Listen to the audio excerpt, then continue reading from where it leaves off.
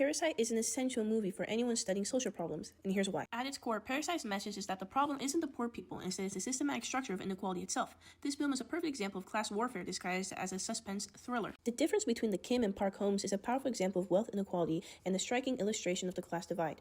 The Parks live in a luxurious home while the Kims live in a cramped space and exist in a world of dirt, desperation, and cunningness, as displayed in the movie. The film shows that wealth insulates the Parks from the world's problems, while poverty makes the Kims vulnerable to everything, like the rain disaster, where the rain was a minor inconvenience for the Park family, but devastating for the Kim family. Parasite suggests that genuine social mobility is an illusion. Parasite illustrates that achieving success in life is essentially impossible unless you cheat or lie. In the film, the only way the Kim family could get a better life is not through education or hard work, but through deception and infiltration. This shows how the system is rigid and unforgiving. Parasite utilizes its beautiful imagery and scene work to illustrate its sociological themes, especially verticality as a metaphor for class division. There are a lot of scenes in the film that use verticality, for example how the Parks house is on top of a hill, and how the Kims live in a semi-basement. The Kims live in a space that requires them to look up for things like Wi-Fi and light, and have things come down on them like rain and pesticides. Every time the Kims go to work, they're climbing up, and every time they go home, they're descending back into the darkness.